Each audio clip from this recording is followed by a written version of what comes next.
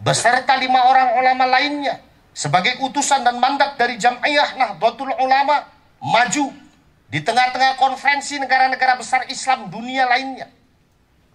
Beliau dengan tegas mengatakan bahwa seluruh kiai dan ulama Nahdlatul Ulama, seluruh pesantren di bawah naungan Jam'iyah Nahdlatul Ulama sepakat memberikan hukum sah atas kedudukan Soekarno dan Hatta, atas kedudukannya menjadi seorang presiden dan wakil presiden dengan dasar hukum al-waliyul amri ad-daruri bisyaukah.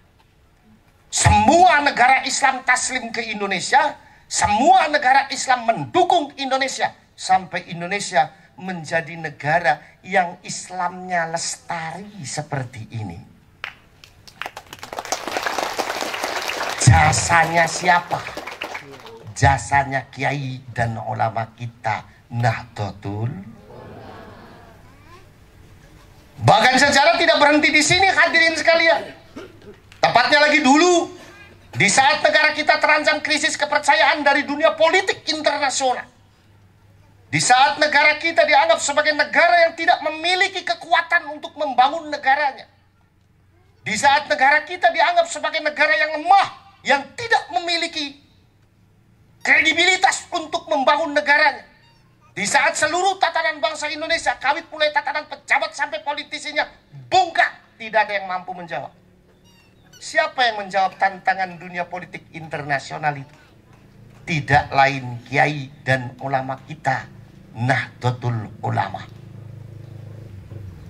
Lebih konkretnya lagi adalah pada tanggal 10 November 1945 terebutnya Surabaya dari kekuasaan Belanda, dikembalikan ke pangkuan Ibu Pertiwi Indonesia atas jasa dan motor dari almarhum Al-Maghfurlah Kiai Haji Hashim Asy'ari dan almarhum Al-Maghfurlah Kiai Abbas Pondok Buntut Pesantren, kakek saya.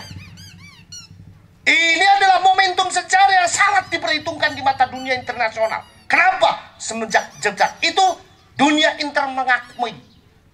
internasional mengakui bahwa Indonesia masih ada dan Indonesia memiliki kekuatan untuk membangun negaranya. Perang 10 November, kiai dan ulama NU berhasil menguasai Surabaya, dikembalikan ke pangkuan Ibu Pertiwi Indonesia. Makanya perang 10 November di naskah Den Haag disebutkan perangnya kiai dan santri melawan tentara sekutu Belanda yang membunuh Jenderal Mulabi, pimpinan tentara koalisi sekutu ketika itu adalah seorang santri. Siapa? Beliau almarhum Al-Maghfurlah Kiai Haji Sholihin dari Cirebon. Maka perang 10 November ini disebut perangnya kiai dan santri melawan tentara sekutu. Perang 10 November itu juga inspirasi NU membangun satu kekuatan pemuda yang disebut dengan Gerakan Pemuda Ansor, yang selanjutnya menjadi Barisan Serbaguna Ansor yang disebut Banser. Jadi Ansor, Banser, santri. Maka kalau ada orang yang ingin membubarkan Banser, berarti sama dengan ingin membubarkan santri. Kalau ingin membubarkan santri, jangankan model potongan benget manehna, lagi tentara sekutu saja berani membubarkan santri, kapruk ku kiai jeung ulama NU, kapruk datang lagi ke Indonesia. Betul apa betul? Betul apa betul? Amanah negara kesatuan Republik Indonesia yang diberikan para kiai dan para ulama kita, itu adalah amanah besar bapak-bapak dan ibu-ibu sekalian. Sementara tantangannya zaman sekarang, banyak golongan-golongan dan kelompok-kelompok yang mencoba ingin menafikan Indonesia. Banyak kelompok-kelompok yang mencoba ingin merubah Indonesia, ingin merubah ideologi Indonesia. Propagandanya banyak, katanya Indonesia negara tauhid. Indonesia bukan negara Islam. Indonesia negara yang tidak berdasarkan hukum Islam. Padahal kalau flashback ke sejarah, yang membuat negara ini adalah kiai dan ulama NU. Kalau kiai dan ulama NU, menurut sahabat-sahabat sekalian, kiai dan ulama NU ketika membangun Indonesia mungkin apa tidak lepas dari Qur'annya Allah Allah Subhanahu wa taala. Mungkin apa tidak?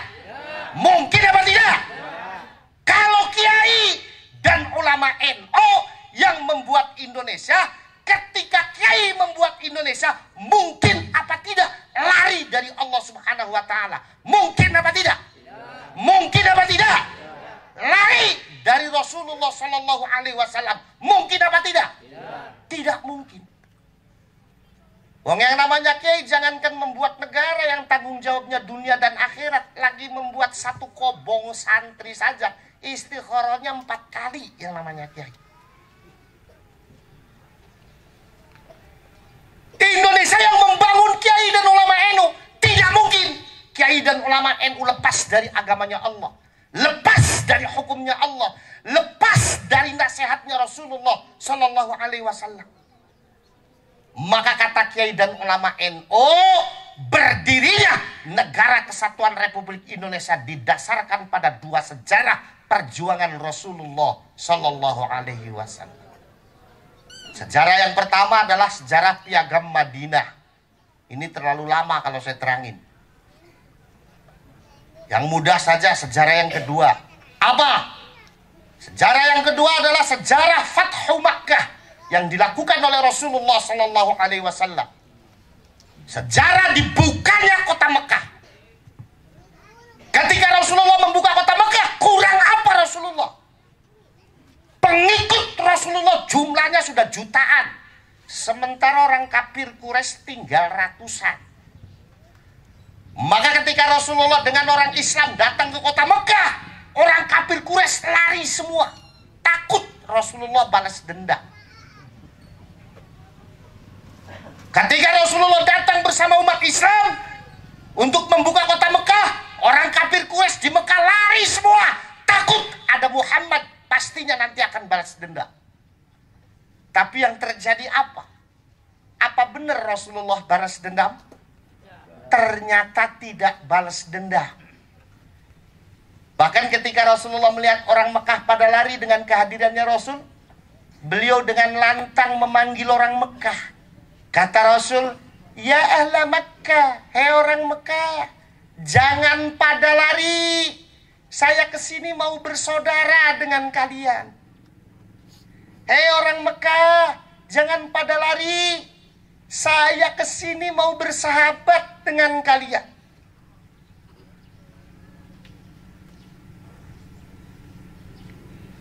Sugan dem bawa kue meja. Emang saya kuda lumping suruh meja.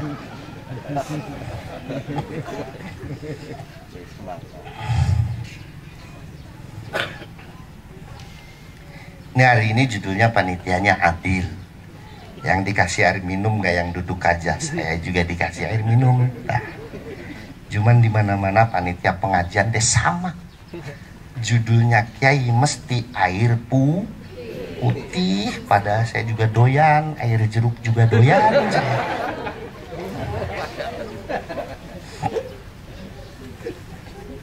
Aku segini di Cirebon nih 3.000. Saya mah gampang aja, ntar kalau pulang amplopnya kurang 3.000, berarti aku ini dah.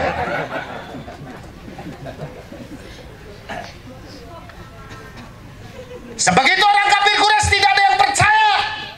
Lalu apa yang dilakukan oleh Rasul?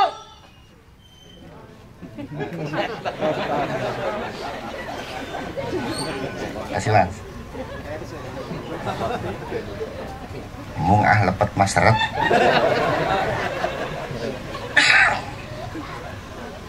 Alhamdulillah. Sahabat Banser mau lepet. Orang kafir Quraisy tidak ada yang percaya. Melihat orang kafir Quraisy tidak ada yang percaya, apa yang dilakukan Rasul? Rasul berani memberi 3 jaminan keamanan. Melihat orang kafir Quraisy lari tidak percaya, Rasul mengumandangkan 3 jaminan keamanan. Yang pertama kata Rasul, man dakhala fi baitihi fahuwa amin. Barang siapa orang yang mau masuk rumahnya sendiri aman. Man dakhala fi baiti Abi Sufyan fahuwa amin. Barang siapa yang mau masuk rumahnya Abu Sufyan juga aman. Orang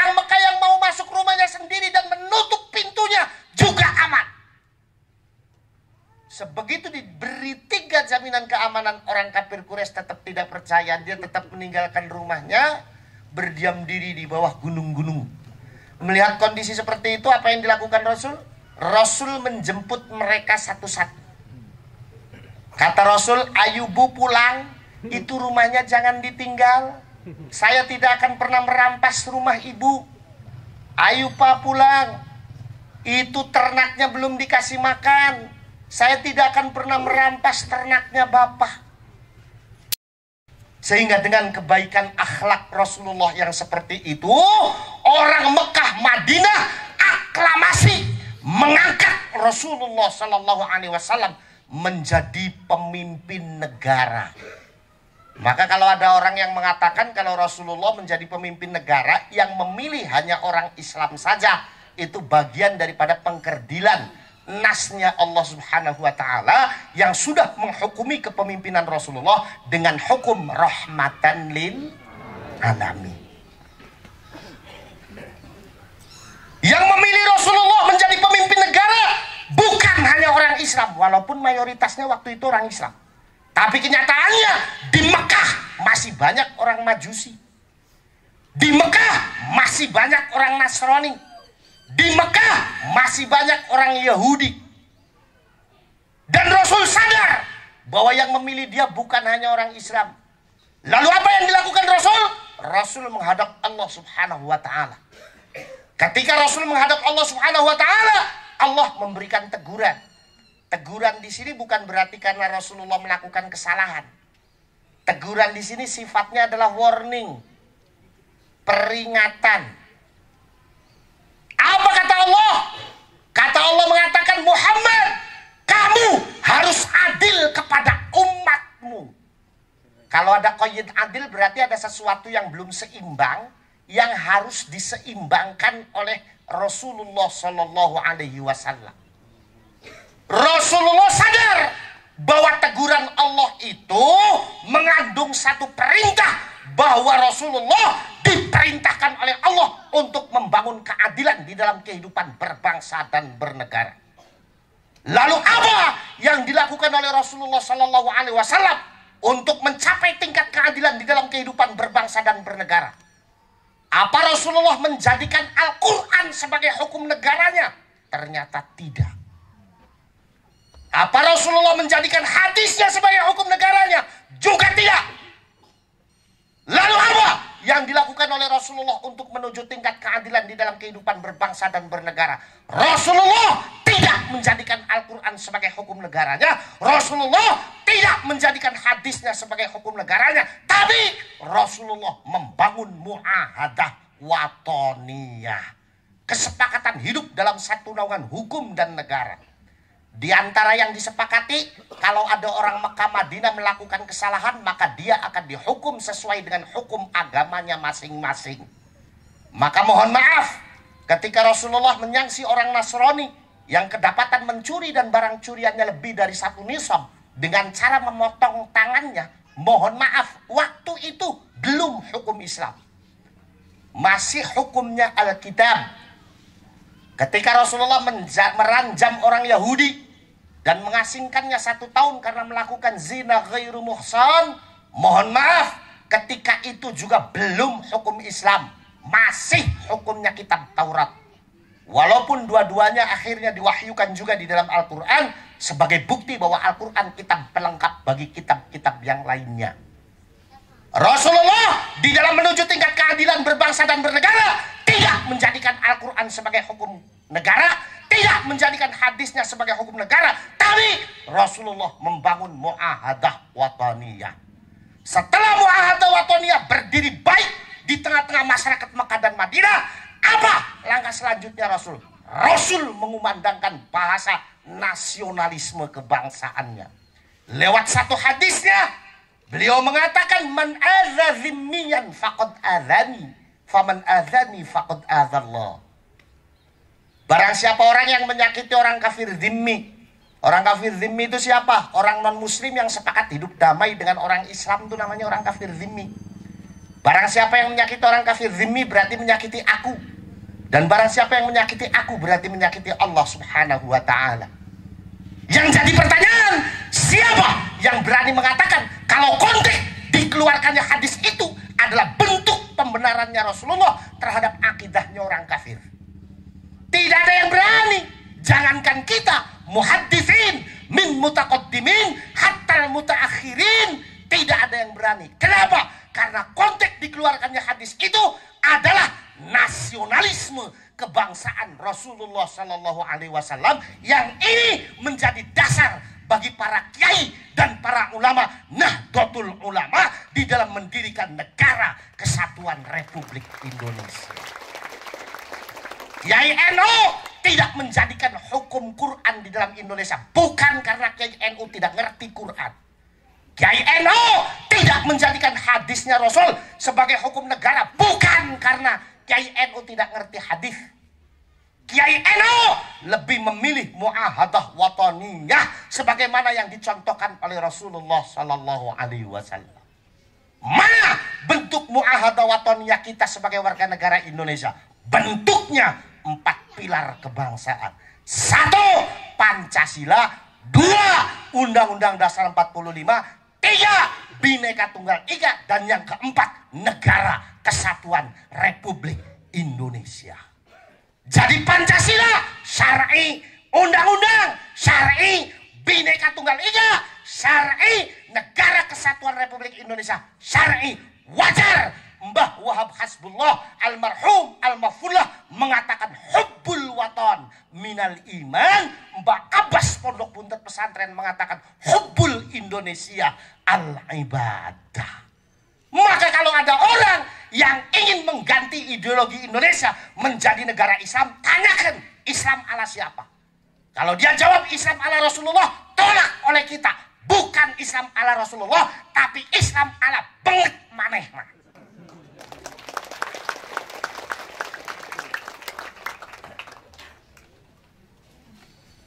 Taslah gitu bela.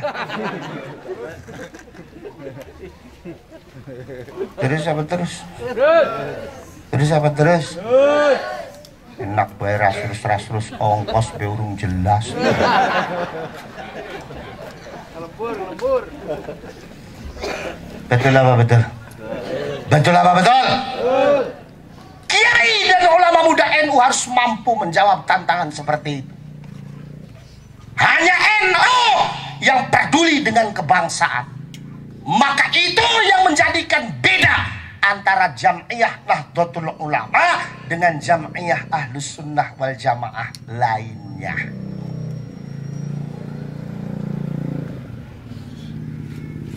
Jadi bangga jadi orang NU. Sementara masyarakat sekarang ini dengan provokasinya kelompok-kelompok yang tidak menyukai NU, akhirnya membuat masyarakat banyak yang gak hormat sama Kiai NU. Kiai NU sengaja dilemahkan, Kiai NU sengaja olah-olah bagi orang yang tidak pernah memiliki jasa dengan berdirinya Negara Kesatuan Republik Indonesia.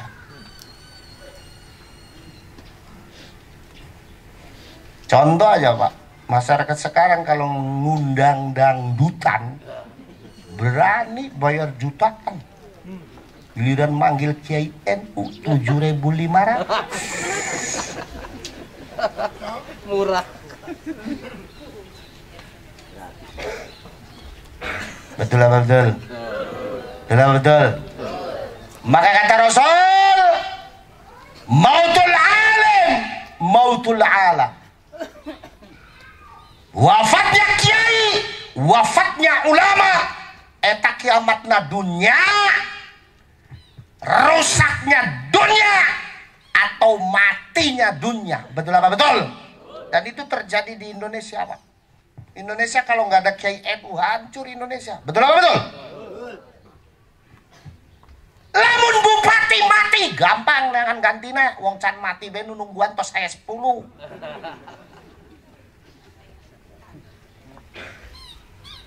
Gubernur mati gampang dengan gantina, wong can mati be rebutan tos aya 8.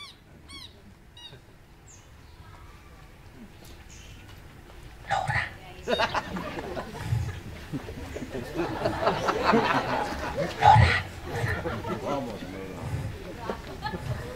Lo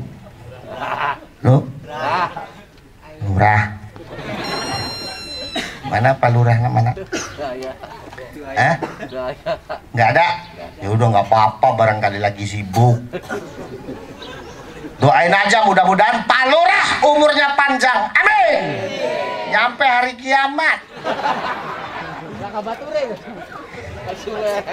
Engkau wong wis mati, kami kari Pak Lurah beda kan.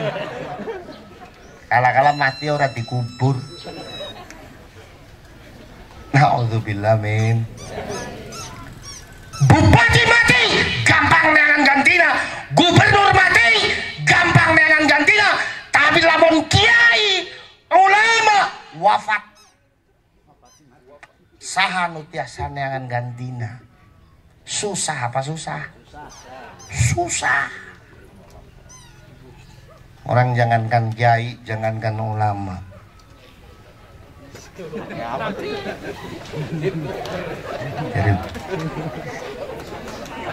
jadi tenuhun.